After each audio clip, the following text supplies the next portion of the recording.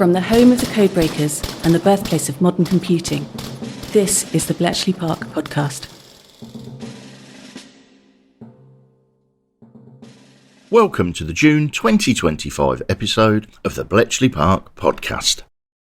Dire Straits.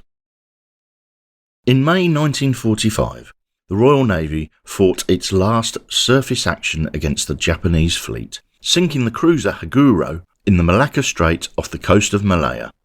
The successful location of the enemy ship was the result of signals intelligence. It was also a product of the sophisticated network built up by Britain, the USA and Australia after 1943 to intercept, decipher and distribute intelligence around the Pacific and Indian Oceans. In this It Happened Here episode, we're joined by Bletchley Park's research historian Dr. David Kenyon to discuss the role of the Codebreakers in this milestone on the road to ultimate victory over Japan in 1945. This episode features Veteran Edward Simpson from our oral history archive. Our thanks go to Dr. Ben Thompson and Owen Moogan for voicing our historical documents.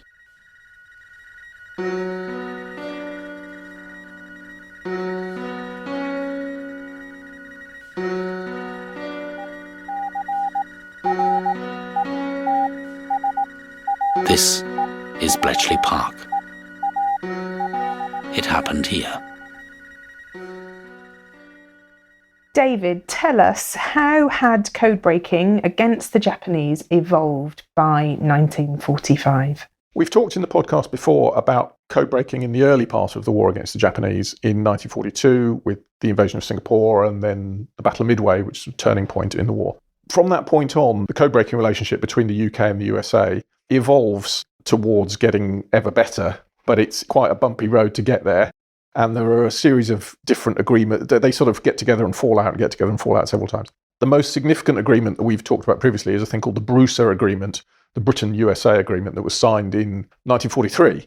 And that's important from the point of view of Bletchley Park because it results in the first big batch of Americans coming. Americans have come in sort of ones and twos prior to 1943, but after that you get a big batch of Americans who come and join all the various Enigma sections.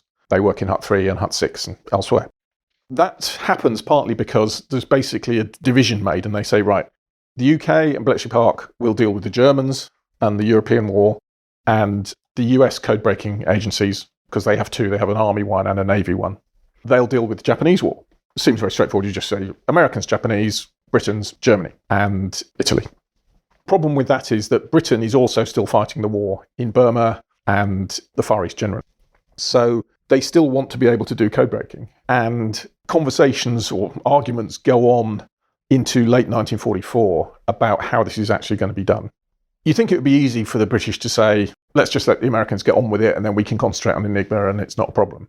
But one of the things that all code breaking agencies have always done is if you're working on a particular type of code, you don't want to stop because continuity of expertise and everything else is really important. And so for a sort of long-term, almost theoretical reason, they want to keep their hand in with Japanese work. So they're saying, we still want to do Japanese code breaking, even though it's mainly an American responsibility. And they end up with a system where the Americans send undeciphered messages that they've intercepted in the Pacific and the Indian Ocean. They send them to Bletchley Park and to Colombo, the Bletchley Park outpost in Sri Lanka, where they can be broken there. But the problem with this is it takes ages. The undersea cable from the USA to Britain is very busy, so old Japanese messages aren't a big priority. Or they send them by bag in an aeroplane, which is even slower. In a bag in an aeroplane? Well, the term is a bag, like a diplomatic bag. We use the term, it was literally a mail sack with a string around the top. The problem with this is it's great for Bletchley Park to be able to maintain its skill set for breaking Japanese codes, but it doesn't really help the Royal Navy actually at sea in the Indian Ocean because they need much more up-to-date information. And it's only in 1944 when they really get their act together. Interestingly, somebody we've talked about quite a lot, Harry Hinsley, who is one of the leading codebreakers in naval section here at Bletchley Park, he goes to Washington, D.C. to talk to the US Navy's Op 20G, which is their naval codebreaking section. Hinsley actually suggested that if he went to Washington as, quote, a low-level bloke, he might get further than if one of the senior bosses went. He sort of thought he'd be less intimidating to the Americans. And he's right, because he manages to negotiate another agreement, which is finally signed in January 1944. the Americans agree to share, although they do a lot of the code breaking, they agree to share the intelligence in a much faster way with the Royal Navy in the Indian Ocean. And they established this thing called the Brucer Circuit. The problem you have is that the Pacific Ocean covers, nearly half the surface of the Earth. It's an enormous bit of sea. It's rather large, yeah. And you've got both wireless intercept stations, Y stations, and code breaking operations in various places. So the British are operating in Colombo in Sri Lanka. There's a US and Australian operation in Melbourne in Australia. There's a US operation at Pearl Harbor in Hawaii. There's another US Navy operation in Washington, D.C. And of course, there's Bletchley Park itself. So there's literally they're strung around the world. And the first problem is, how do you communicate between them? And you can do that by wireless. But the second problem is, how do you keep that network secure? One of the problems was that the Americans, for their own communications, had their own cipher machines, and the British had its own cipher machines. The British have Type-X. The Americans have a thing called CCM. And although these machines are similar, they're not the same. And neither country really wanted to give a load of its machines to the other. That's what I was going to ask you about. You said there were various disagreements. How's this going to work? How they're going to cooperate with each other? Is that because, it's the sort of fear of giving away exactly hard work that they've taken a long time to develop in terms of intelligence? It's partly that sort of professional jealousy about these are our skills, but also it's about technology as well, that the Americans are sending, from the Y station to the Codebreakers, if it's been intercepted in Alaska somewhere and it's been sent to either Washington, D.C. or Pearl Harbor, that's been done with their own cipher machines. And they don't really want the British to have one of those cipher machines because they really still don't trust the British at this point. And is that vice versa yes, as well? Absolutely vice versa. The solution they come up with is they create a joint cipher machine. Well, they say it's a joint cipher machine. Actually, there's a piece you can bolt onto a Type-X machine, and it's the same piece that you can bolt onto the American machine, and it makes them talk to one another. And so they get around that problem. And then they have this wireless and cable network that links all these places up. And the idea is that now everyone can share everything with everybody else. The problem you have is for the Americans, who are producing the lion's share of the material, once they've intercepted it and they've done the code breaking on it and they've shared it with their own people, they then have to re-encipher it in the shared code and send it to the British. And they kind of resent doing that. It's like, it's an extra layer of effort. And also the deal was that they would share intelligence about the Indian Ocean, where the Royal Navy is where the British are particularly interested, obviously with Burma and operations out of India and everything else, versus the Pacific. The idea is that if the Americans get anything that's important to the British Indian Ocean, they'll pass it on. But often they don't bother, because their primary interest is in the battles in the island chains of the Pacific and all the US Marine operations. So how does Britain ensure it is getting as much as possible? Well, they do a bit of their own interception from Colombo. They have Y stations in India and other places in that part of the world which allow them to intercept some traffic directly. They also collaborate with the stations in Australia, and they just are constantly, badgering the Americans going, tell us more stuff. By the end of the war, it works. And we're talking in this podcast about May 1945. And by that point, the system they've ironed out a lot of the kinks. The system is really starting to work. But what was interesting for me because I went to the National Archives last week to look at some of the message traffic. And the archive in the UK is basically the material that was generated at Bletchley Park. And I know from some of the other literature about the messages that concerned the story we're talking about today, about the sinking of the Haguro. So I know there are messages that were produced, intercepts that were achieved, but they're not necessarily in the collection at Kew. But what there is in Kew is lots of other messages, or a few other messages, which are kind of subsidiary. There's messages where there'll be quite a trivial piece of information about some Japanese air reconnaissance, for example, where they've sent an aircraft out to search a particular bit of sea. But the reason they've done that is because they've got this Operation Shoe that we'll talk about is going on. And you see this quite mundane decrypt. There's a note at the bottom from the naval section saying, this refers to the operation blah, blah, blah, which is in message so-and-so. And the messages they refer to quite often have prefixes that show that they're messages that were broken in Washington, D.C. or messages that were broken in Australia. So Bletchley Park is still kind of picking up the scraps a little bit. They're not getting the really juicy messages. They're getting some of the other ones, but they are contributing to the story. And they do pick up some of the juicy messages as well, as we'll hear later on. So this particular battle of the Mallaca Strait, is a sort of manifestation of where the US, UK, Australia SIGINT relationship has got to by the end of the war. And it's the product of 3 or 4 years of argument and technical innovation and hassle and more argument and people shuttling back to Washington, D.C. and discussing things. And what makes this important even today is that without all of this from 1942 to 1945, you wouldn't have got the famous Yukusa Agreement signed in 1946, which is the basis of Five Eyes, which is the SIGINT sharing relationship that continues to today. So this process and this relationship continued after the war and is one of the underpinnings of our security nowadays. That's where this fits into the sort of bigger picture. But also in terms of the wartime history of British code breaking in Bletchley Park, it's part of the story of Japanese code breaking both here and in Colombo at HMS Anderson, which was where the British code breaking was by that point. We covered this previously. They started out in Hong Kong in 1939. They thought Hong Kong was too dangerous. They moved to Singapore. Singapore got attacked by the Japanese, so they left Singapore and went to Colombo. They then got a bit worried about Colombo, so they went to Mombasa, to Kilindini in Mombasa in East Africa. And then when things cheered up a bit, they went back to Colombo again. So they're a bit of a movable feast. But by this point, they're back at HMS Anderson in Colombo. And HMS Anderson is getting bigger and bigger because as the war in Europe ended, a lot of people became available. And the Allies, the British and the Americans, were building up for what they assumed would be the land invasion of Japan, which was going to be a massive military operation, which in the end didn't happen because of the atomic bombs. But had it not been for the atomic bombs, there would have been a D-Day in Japan, which would have been absolutely epic.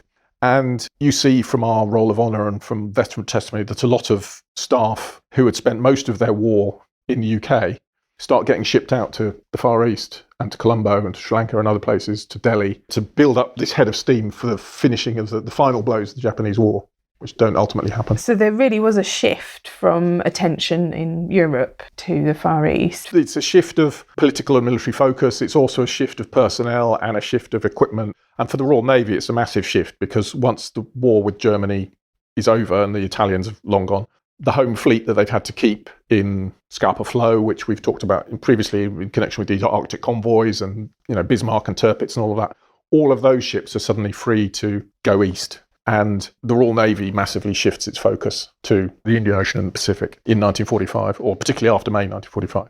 World News Today, brought to you by shortwave broadcast, direct from important overseas stations and leading news centers in our own country. CBS reporters are waiting to bring you first-hand news from the world's political and battlefronts. President Truman has fired the first shot in a new psychological warfare campaign against the Japanese. For details, CBS Washington, Tris Coffin reporting. I found out this afternoon that the United States has thrown into high gear a dramatic psychological campaign against Japan. Our target is the Japanese leaders. Our purpose, to save lives and hasten the day of unconditional surrender. President Truman kicked off the campaign on VE Day. He read a statement to his news conference telling the Japanese just what to expect if they stayed in the war, and the terms for unconditional surrender. President Truman hammered one main point.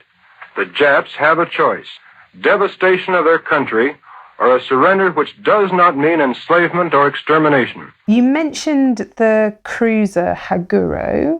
So tell us more about the Haguro. Well, I could start by telling you what a cruiser is, would probably help. Yes, please.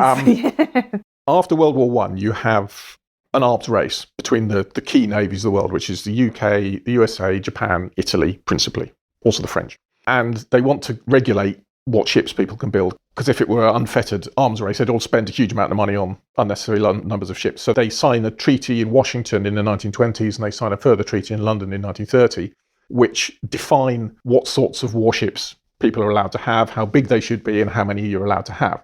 One of the classes that's defined is heavy cruisers. You've got your battleships and your aircraft carriers, which are the biggest ones. Okay. Then sort of next rung down is heavy cruisers, which are 10,000 tons displacement, which is HMS Belfast in London. Yes, is actually a light cruiser, but it's a similar size ship. Wow. The guns on a heavy cruiser are slightly bigger. That's the sort of size of ship we're talking about. It's quite a big vessel. And all of the countries agreed that they would build these to a certain specification. In the 1920s, the Japanese build 4 cruisers to the same design, so-called Myoko class. And what they do is that they take the letter of the law and they stretch it so that where the displacement, that the overall weight of the ship is defined by treaty as 10,000 tons. But it depends when you weigh it, basically. If you say, right, it's 10,000 tons with no fuel, with no crew, with no ammunition, with no whatever. Okay, there's a loophole. There's loopholes. Yeah. And that both they and the Germans are stretching the treaty definitions quite far. So you end up with 4 cruisers that are built in the late 20s, which are at the high end of probably the biggest of the heavy cruiser class. And they have 10 8-inch guns on them. They've got more guns on them, bigger guns on them than any other of similar ships in the world. So these are very powerful ships for their class. They then go on to fight in World War II, and there are 4 in the class. There's the Myoko, after whom the class is named. There's the Nachi, there's the Haguro, and there's the Ashigara. They all play a significant role in the various naval battles in the Pacific from 1941 through to 1945. Haguro is significantly involved in 1942 in the Battle of the Java Sea, which we don't really need to talk about. It just struck me as interesting that HMS Exeter, which is a very famous ship because it was involved in the sinking of the German battleship Graf Spee in the Battle of the River Plate. Exeter was famous because of that battle in 1939. Exeter, in turn, is sunk by the Haguro in the Java Sea in 1942. So the Royal Navy would have had it out for Haguro. By the time you get to 1945, only 2 of these ships are still at sea. The Miyoko was damaged in December 1944 by a US submarine. It basically blew the stern off the ship, but it was still afloat. They tied it to the dock in Singapore Harbour and used it as an anti-aircraft ship. Basically, it's just a static gun platform. The Nachi sunk again in late 1944 by US carrier aircraft. So those 2 ships are out of the picture. But by the time you get to May 1945, 2 are still around. These are the Haguro and the Ashigara. And they're both operating out of Singapore. 5th Cruiser Division is based in Singapore, and these 2 ships, along with accompanying destroyers and various other, what they call sub-chasers, which are sort of small corvette-sized ships. They have a little fleet going on based in Singapore. So that's where we are with Haguro and Ashigara by the time we get to 1945. So they're the last 2 remaining ships of this class, but they've got a bit of a history with the Royal Navy, and, they need to be got rid of.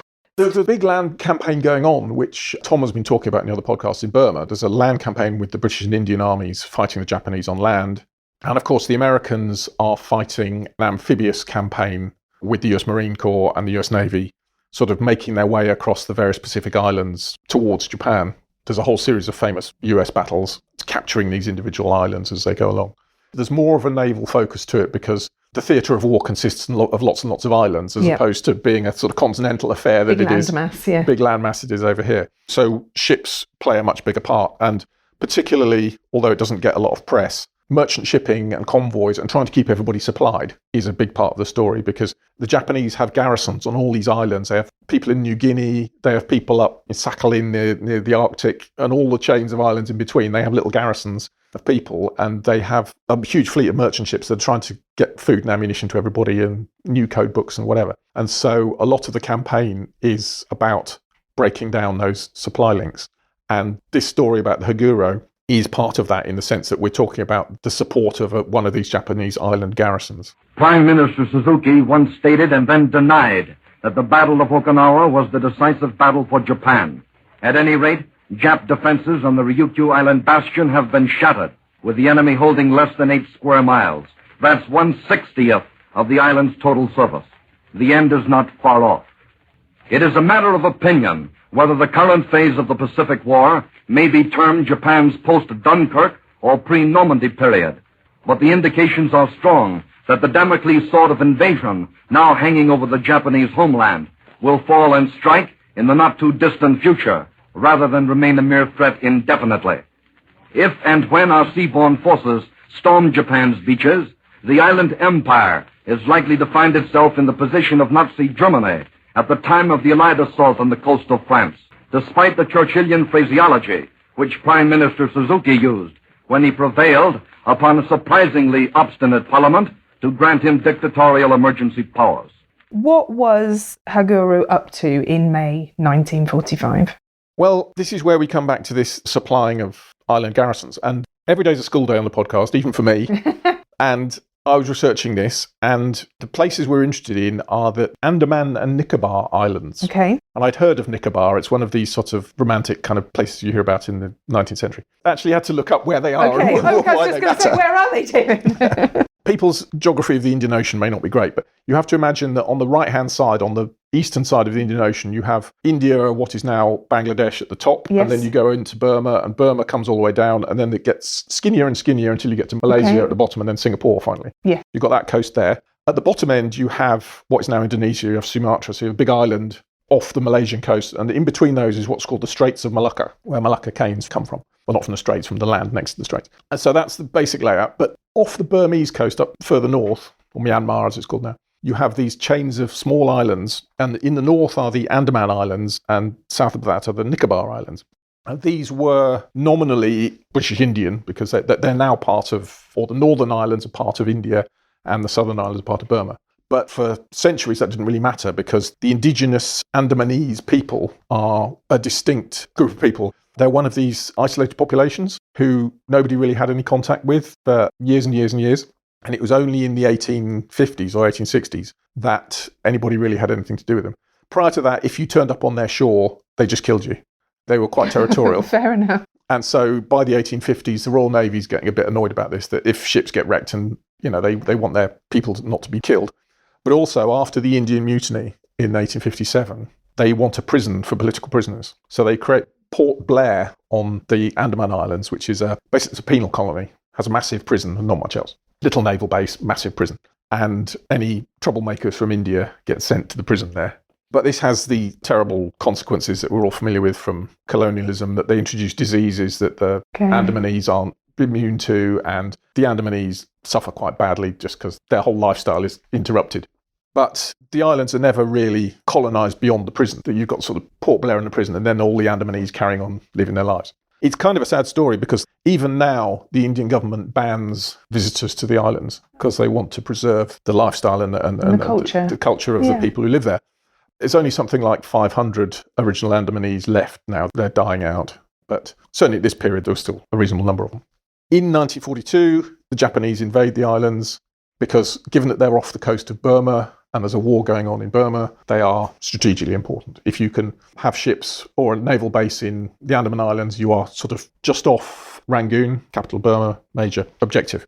So the Japanese send about 600 troops to the islands, and they don't really do anything. They don't get attacked at any point. They just live there. As far as I can tell, they spend most of their time being horrible to the Andamanese. They exploit them for slave labour because they don't have much food. They turn them into farmers on behalf of the Japanese, and they deport some of them. It's all rather unpleasant. But in 1945, the British and Indian Army is winning the war in Burma, and the Japanese government took the decision to abandon Rangoon without a fight. The British, they had an operation planning to capture Rangoon by force, but when they turned up, there were no Japanese there. They'd all left. And they're withdrawing back into southern Burma and then ultimately Malaya. This rendered the garrison in the Andaman Islands basically redundant. They're not serving any strategic purpose anymore. But the Japanese have a problem that they want to evacuate them, but they can't evacuate them all at the same time, so they need to keep them supplied with food and provisions while they manage an evacuation. They set up a thing called Operation SHOO, SHOO in English lettering. And this is an operation to send ships that will take food for the people that are staying there, but also bring off people gradually. And the Japanese Navy by this point has very few ships left, and merchant ships in particular have been absolutely massacred by Allied submarines. So finding ships that you can do this kind of operation with is quite difficult. And they're actually doing a lot of operations with what are referred to at the time as junks, which are these timber-built local merchant ships, and landing craft and all sorts of anything that floats, basically, they're using to move stuff around. Okay. And they come up with an operation where they're going to send the Haguro and an escorting destroyer and another merchant ship to the Andaman Islands, drop off some stuff, pick some people up, and come back. And that's the plan. This brings us to the middle of May 1945. Haguro is about to set forth from Singapore to sail to the Andaman Islands to carry out this operation. And the question then is, what can the Allies do about that? On the other side then, what did the British fleet in the Indian Ocean look like at this period? I talked earlier about the idea that the Royal Navy in the East is massively reinforced, but it's not necessarily reinforced in the Indian Ocean. You have a political dimension with the United States. The US has been fighting this massive naval war, amphibious war in the Pacific for 3.5 years. And Admiral King, who was the US commander, his view was, we don't need the British. We're quite happy getting on with it. Let the British stay in the Indian Ocean and do their thing around India. We'll win in the Pacific. The British government and the Foreign Office have a different view. They go, we need to be involved in the war in the Pacific and the attack on Japan, because once peace comes, we need a big enough seat at the table. We need to be shown to be part of this. If we let the Americans just defeat Japan on their own, the Pacific becomes an American lake. We're out of the picture. So they create the British Pacific Fleet, and this ends up being one of the largest Royal Naval deployments of the Second World War. They send 4 battleships, 6 of what they call fleet aircraft carriers, which are the biggest, most powerful aircraft carriers in the Royal Navy, another 15 smaller aircraft carriers, over 750 naval aircraft. So it's a really powerful set of ships, and lots of destroyers and escorts and everything else. But the Americans don't really want this fleet. I was just going to ask, how do the Americans feel about that if they're like, no, we've got this? That's basically their response. But the British go, no, we're going to be part of this. And they initially suggest that the Americans can help with the logistics because supplying all these ships is going to be really difficult. But the Americans are like, we're not sure about that. So they also have to send what they call a fleet train, which is merchant ships and Royal Navy fleet auxiliaries, which can supply the British fleet. And an even vaster number of support ships are sent. There's a huge number. It's hundreds of ships. And they base themselves in Sydney in Australia. And so their supply base is Sydney. And they sort of operate out of Sydney. They do shore bombardments and aircraft carrier aeroplane strikes in support of some of the US land operations. And they're making attacks on the Japanese home islands as well. So the Royal Navy is involved, but the US Navy tends to keep them at arm's length from the Japanese Navy. They don't get involved in sort of the final naval battles of the war in the Pacific. But that fleet then, after 1945, goes on to be a major British presence in the Pacific, and we sort of get our foot in the water around there post-war as a consequence. It's very important politically, although not essential strategically. But what this means for what had been called the Eastern Fleet, which is the fleet based in the Indian Ocean, based in Sri Lanka, this is the navy that Britain has had out there since before the war, originally based in Singapore. Initially, in late 1944, they're going, great, lots and lots of ships are coming now. We're getting reinforced. I mean, this is an oversimplification, but those ships basically sail by and go to the Pacific. Okay. And all of the newer and better ships that had previously been in the Indian Ocean get taken away and sent to the Pacific. Okay. So while the British Pacific fleet gets nice and big, the fleet that's left in the Indian Ocean dealing with Burma and whatever else is going on gets smaller and gets older. The East Indies fleet, as it's rechristened, is left with one battleship, the Queen Elizabeth, which is a First World War vintage battleship. It's pretty old. The battlecruiser Renown, again, is pretty old. Some cruisers, a few small aircraft carriers, and escorts, destroyers and submarines and things. It's a much diminished force from what it had been earlier in the war. But its main function now is to police the Indian Ocean and make sure that the Japanese can't do exactly the type of thing we're talking about, which is reinforce their troops in Burma or regather their garrisons from various islands or interfere with anything that's going on in the Indian Ocean. The fact that they've left so few ships in the Indian Ocean, is that just a realignment of their priorities and wanting to have a sort of hand in what was going on in the Pacific? Or did they just think it was very unlikely that the Japanese would be making manoeuvres in the Indian Ocean? It's a bit of both. The focus is on the Pacific, but it's also been noted that the Japanese don't have the capability or the interest in doing very much in the Indian Ocean. And there are sort of mutterings in the East Indies fleet that they're launching aircraft from aircraft carriers to go and destroy like one or two ships, one crappy little merchant ship making its way up the Sumatran coast. They all descend on it because it's all they've got. Targets are a bit scarce, shall we say. When they hear that Operation Shoe might be happening and that there might be a Japanese heavy cruiser kicking around, then obviously everyone gets off their chairs at that point because this is a big deal. News from the Navy, which for security reasons is a somewhat rare event, now includes pictures of the launching of HMS Indefatigable. This picture of the ceremony has only just been released, as also the later picture of the great aircraft carrier at Portsmouth when she was inspected by the King.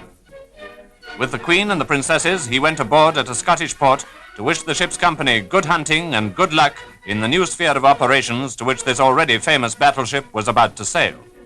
Just as the royal family wished them luck at their inspection last October, so now, today, Britain wishes good fortune and victorious action to all who sail against the Japs. In spite of losses, the Japanese Navy is still a powerful force. But already Britain has sent heavy reinforcements to Allied naval strength in the east. More will follow. How then do the Allies find out about the Japanese operation? Well, this is where the code breaking comes in. But I have to bring in the reservations I mentioned earlier, that it's not necessarily Bletchley Park code breaking or even British code breaking. The Japanese are using a code called JN25, which is their main naval fleet code. It's being broken in Washington, D.C., it's been broken in London, it's been broken in Colombo, and it's been broken in Australia. So there are intercepts being picked up and messages being broken and then shared around in different places. So it's probably an American intercept that reveals that this operation is happening. It crops up in a number of different messages intercepted in different places. And it's a good example of the sort of aggregation and fusion process you have to do with signals intelligence. That there's no one message that says, tomorrow we, the Japanese Navy, are going to do X. But in all sorts of different places, they've picked up hints about air reconnaissance flights or references to the ships or references to the Andaman Islands or whatever. And this Brucer circuit is now sufficiently efficient that these pieces are being fitted together and it all works. The example that I can give you, which I found in the National Archives the other day, this is a message from Naval Section on the 9th of May, 1945, and it says at the top, JN11 FB6. JN11 is the Japanese merchant ship code, and it lists a number of people that this message has been sent to and from, and I can read you the message. It says, until the completion of SHU, which is the name of the operation, until the completion of SHU drills, request that enemy intelligence in the outlying islands area be reported without fail to Commanders Cruiser Division 5 and Air Group 936. It doesn't mention what the operation is about. It just says, this is going on. Please tell us anything you think is important. But there's a note at the bottom. It says 4J comment, and 4J is Naval Section 4J, and J is for Japanese. This operation is the transport of troops from the Andamans and Nicobars to Singapore in Ashigara with Kamikaze and number 1 Kuroshio with SG-57.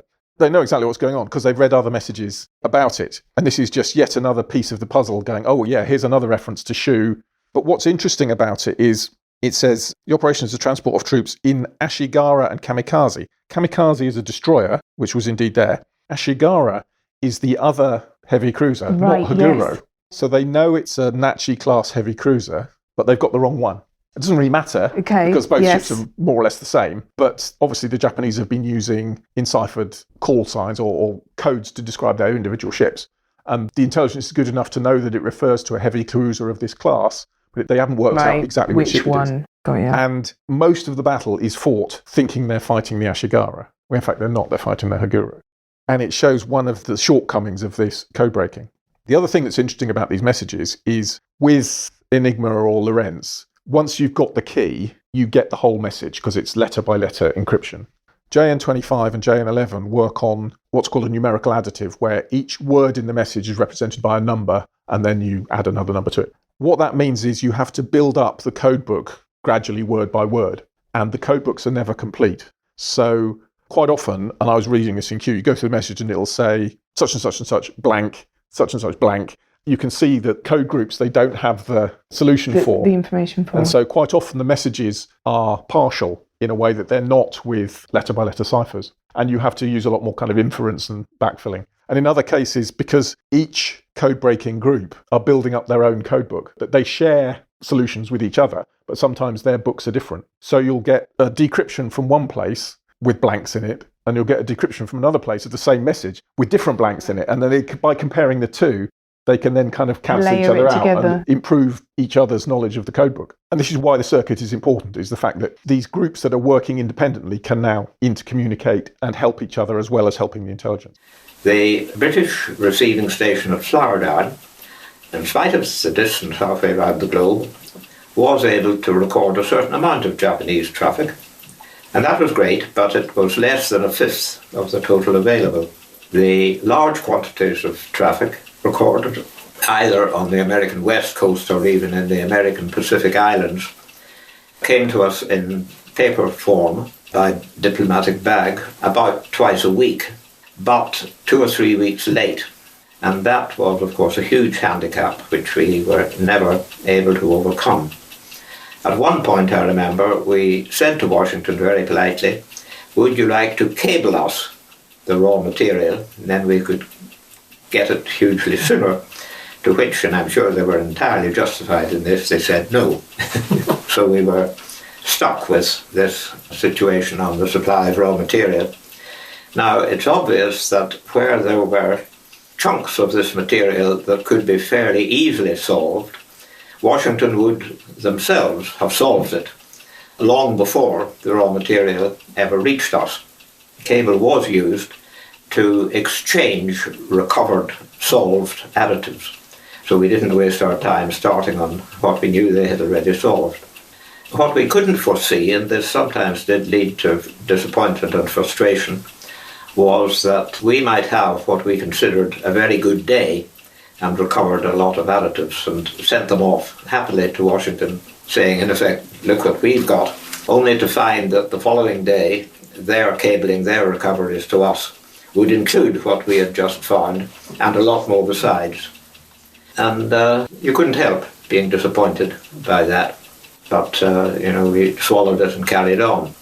The consequence of all of this back and forth with messages is that on the 10th of May, the Allies know that a Nachi-class cruiser is going to head off from Singapore up through the Straits of Malacca and up to the Andaman Islands. Arriving there on the 12th of May, then it will stay there overnight, and then before dawn the following morning, it will sail back again.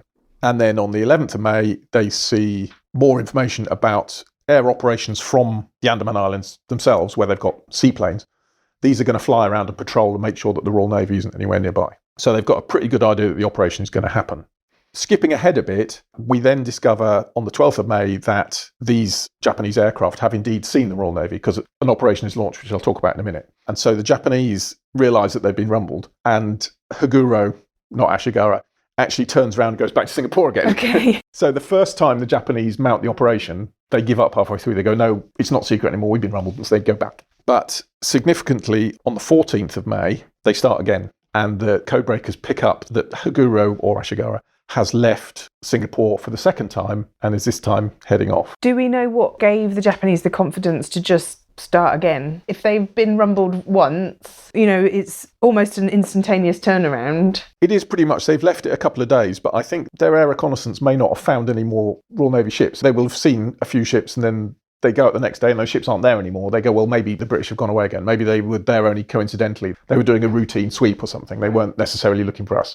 And obviously, when you send a group of ships out like this, particularly destroyers, they don't have that much fuel. So if you're there for a couple of days, you'll probably go away again. You can't just linger about indefinitely. Just keep circling.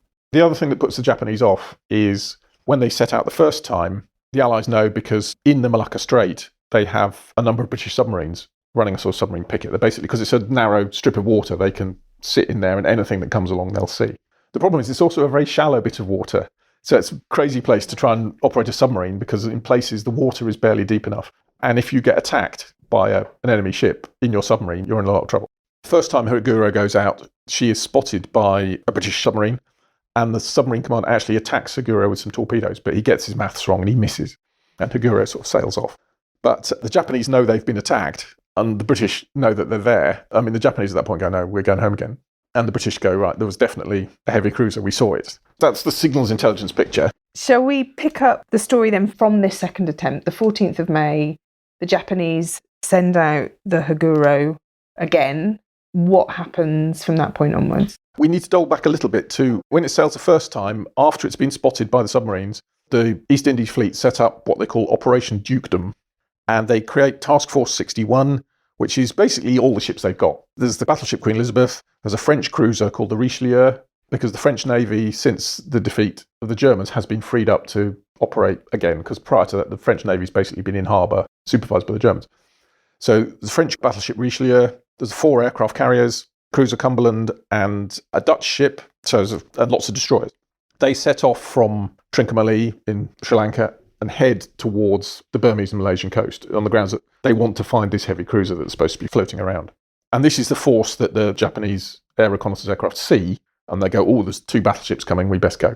And that's when they return to Singapore. The British fleet remains in the area, and they fly off their own air reconnaissance aircraft from their aircraft carriers. These escort carriers are called the leader class, meaning people who are in charge of stuff.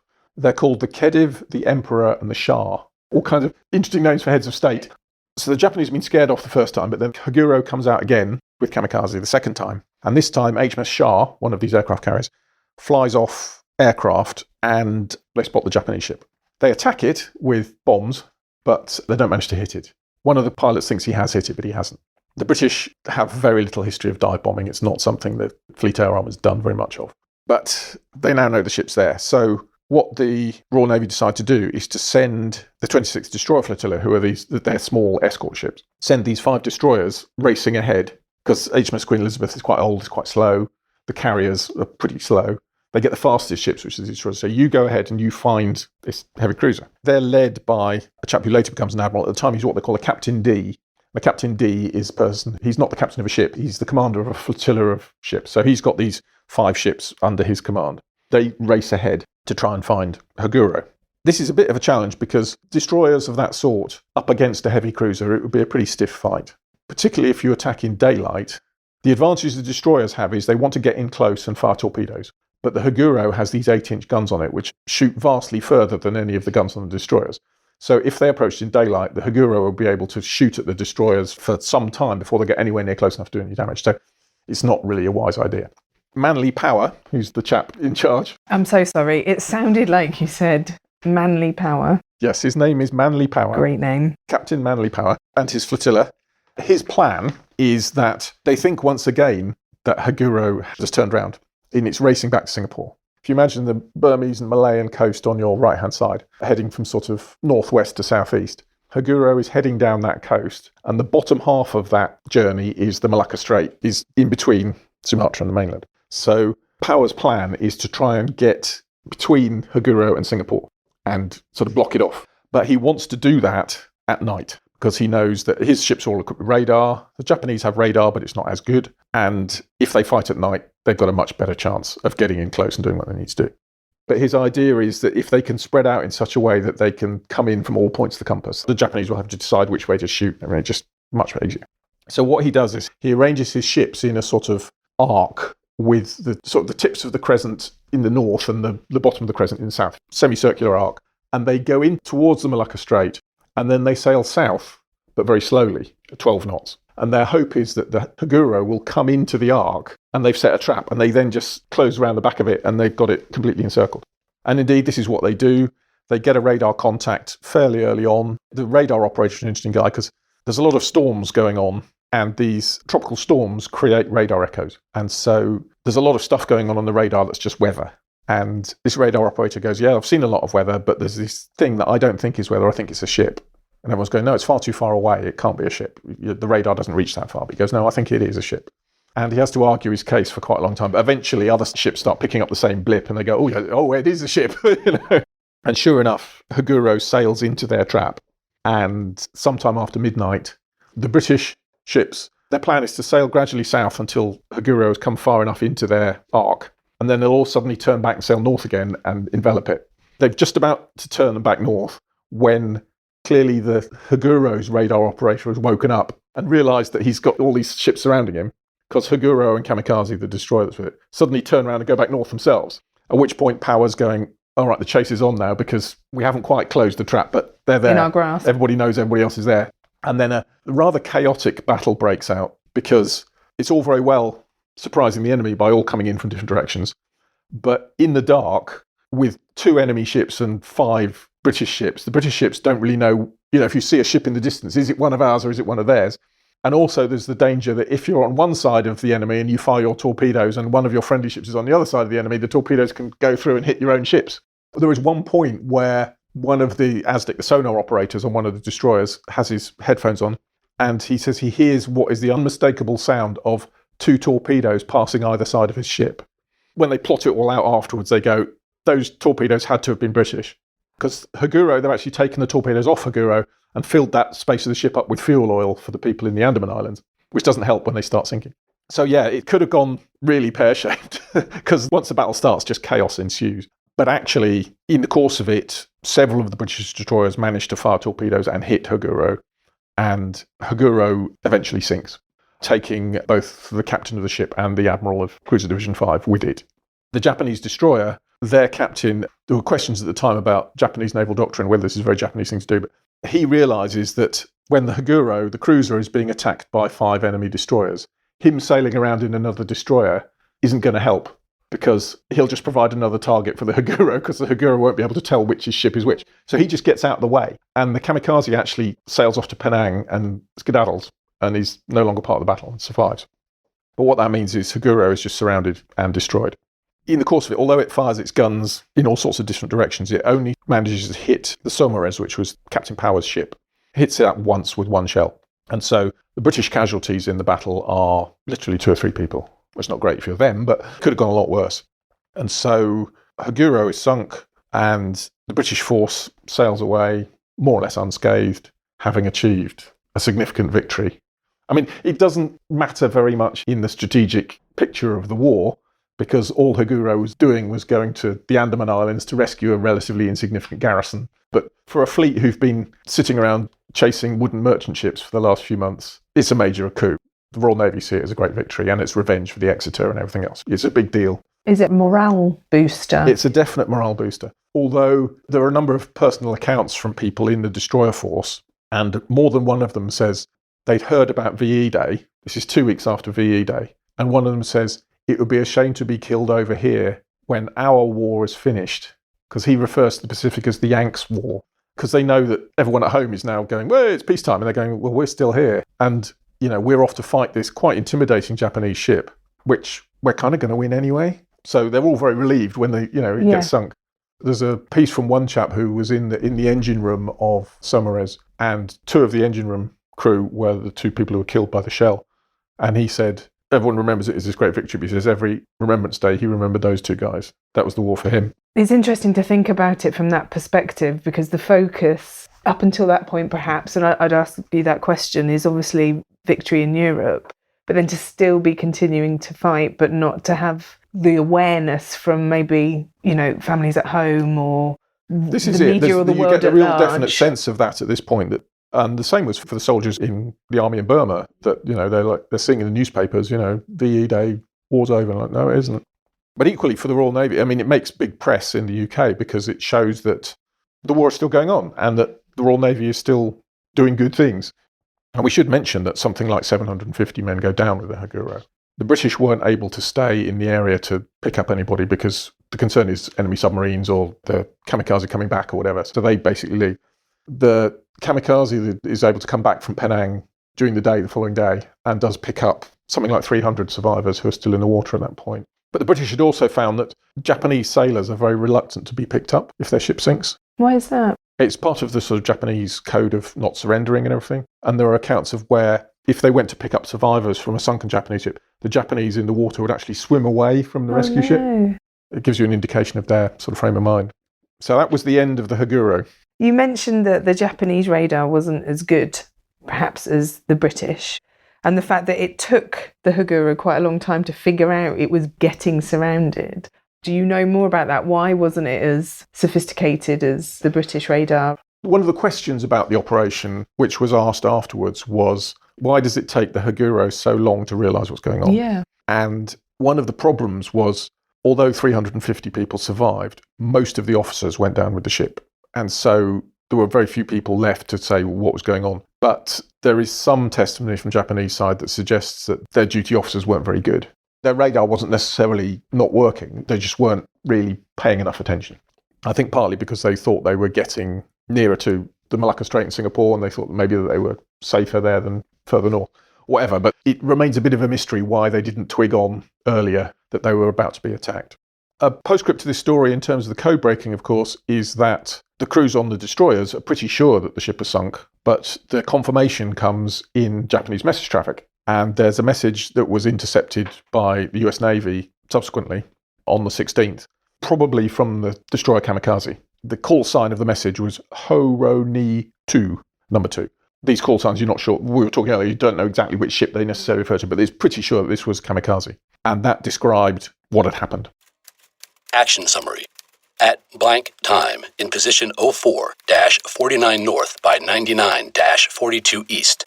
Haguro and Kamikaze on course 150. Speed 22 knots. Encountered enemy task force made up of 2 cruisers and 1 destroyer heading southward. Engagement range was between 3 and 6 kilometers. At blank time, Haguro received a hit destroying blank gun blank. Damage incurred. Received 3 hits in 3 sections of the ship. 19 killed, 13 wounded. I'm curious about the content of that message because it doesn't seem to match exactly as you described. Is that just the benefit of 80 years of hindsight and we know exactly what's happened? Is this very typical of sort of initial first messages coming through, this is what we think has happened? It is, yes, exactly, because if we think it's from the Japanese destroyer Kamikaze, Kamikaze had left the battle halfway through, so her captain doesn't really know what's happened either, but he's reporting what he thinks has happened. And when ships get attacked suddenly, almost always they signal that they're being attacked by a stronger force than they actually are.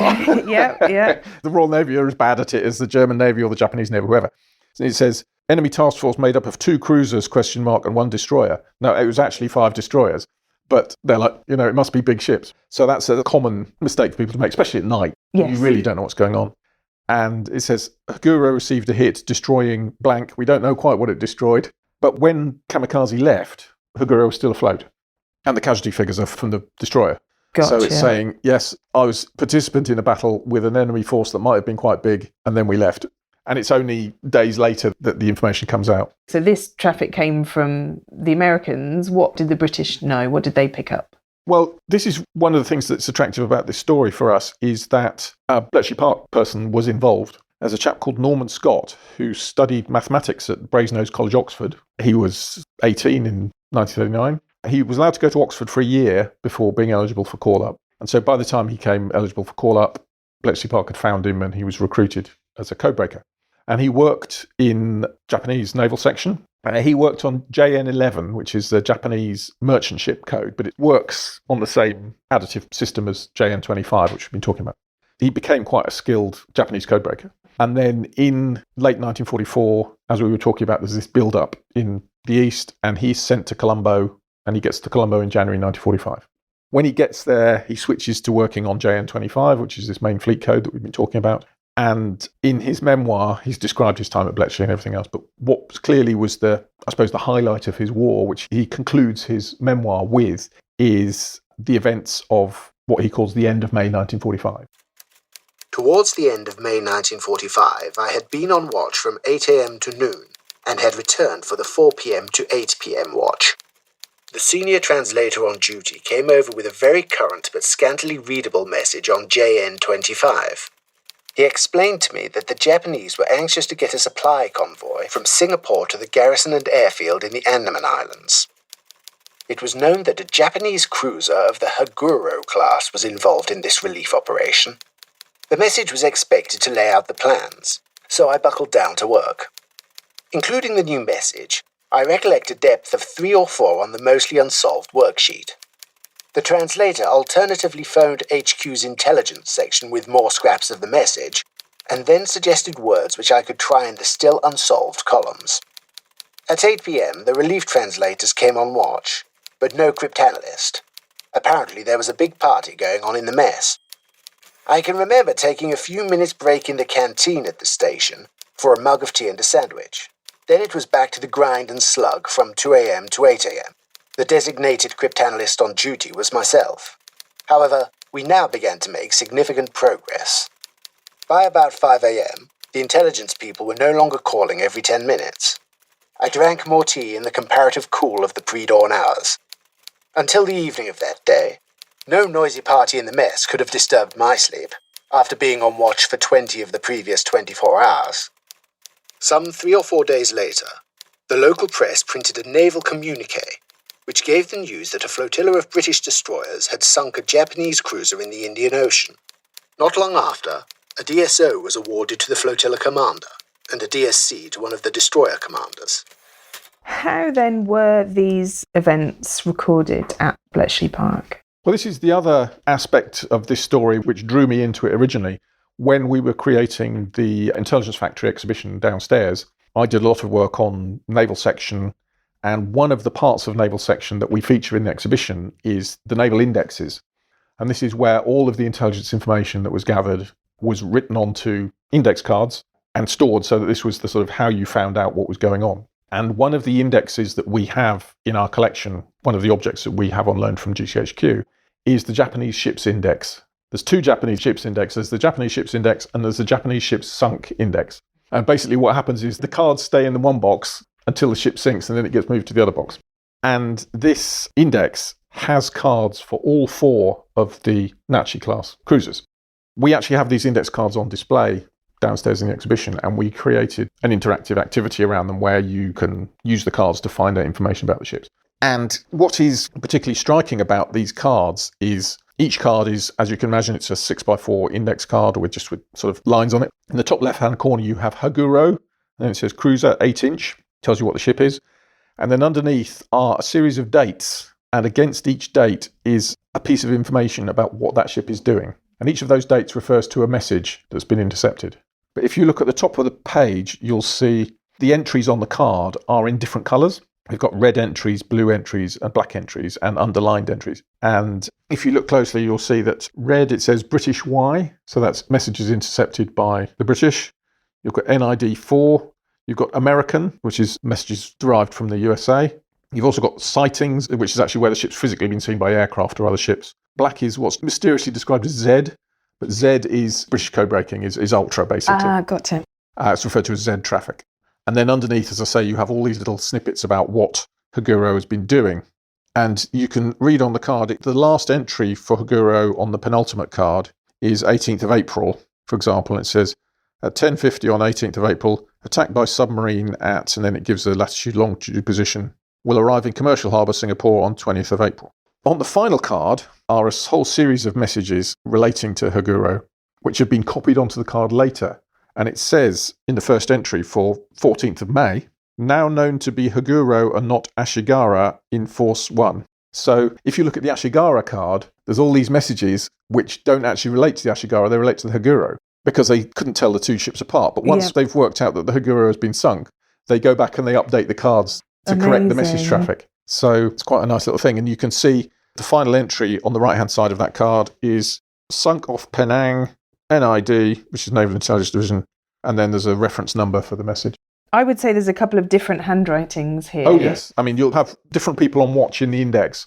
Almost all exclusively would have been women, possibly Wrens, and every ship in the Japanese Navy would have had one of these cards, and their job every day is to keep updated where these ships are, what they're doing.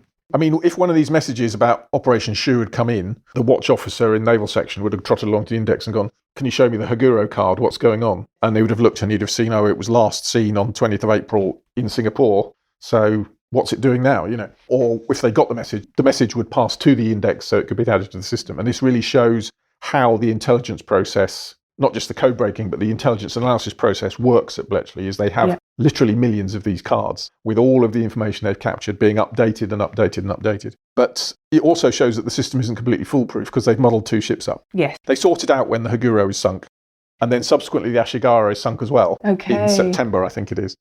Ultimately, all 4 Nachi-class cruisers end up in the Japanese ships sunk index by the end of the war. I'm fascinated as well by you said ultra traffic is marked on these cards as Z. So even within Bletchley Park, there's a sort of layer of secrecy there of not writing Bletchley Park or something of Well, it's Z. just shorthand. We use ultra as a sort of catch-all term to describe high-level intelligence from Bletchley Park. Actually, it has various meanings according to who's using it. Naval Section almost exclusively refer to Z traffic, which means high-level communications by the Germans or the Japanese or whatever. Right. And the message numbers are prefixed by Z, or you get ZTP, which is Z teleprint or whatever. So, but if you'd walked in here, if someone said to you Z traffic, everyone would know what you're talking about.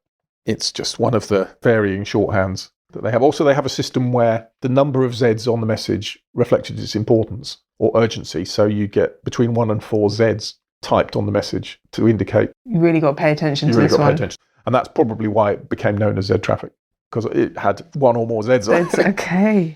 How is it that these cards have survived? How have we got these in our collection? GCHQ, at the end of the war, they had histories written of all the different sections, but also they kept what you call a dip sample of paperwork of different kinds, because they were worried that they'd have to do the whole thing again if there was another war, and they wanted to remember how they did it. They kept samples of different processes, and as a result of that, they kept a number of card indexes. They couldn't keep all the card indexes because it would have filled a warehouse, but they took examples of different ones. And then those documents have been transferred by GCHQ to our archive here, although they still belong to Cheltenham. And so we have a varied assortment of indexes of different things. But it happens that one of the ones that's been kept is the Japanese ships index and the Japanese ships sunk index. We also have the Italian ship index. They're fascinating documents because they do show the granular detail of the operation about basically every ship in the Japanese Navy, as far as they can, is being followed. Or every time it crops up in a message, it's being recorded. And this is being supported by wall plots as well. You've got maps with pins in showing what, and it's an insight into the process. And having the cards, as you say, with the different people's handwriting on, really brings to life the process and the people behind. And the people. And you can imagine the people in the index. This is their day-to-day grind, or night to night if they're on shift. And, you go, oh, it's gone to Singapore, or it's gone to Japan. There must have been a satisfaction for whoever it was who sat down and wrote, sunk off Penang.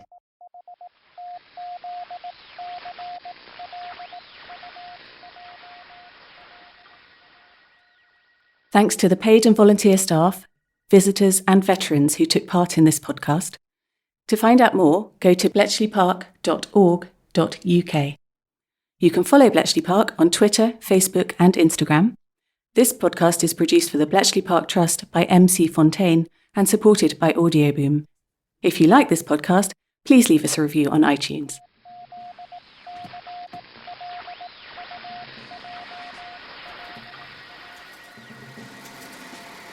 Thanks for listening, and we'll have more decrypts from the home of the Codebreakers next month.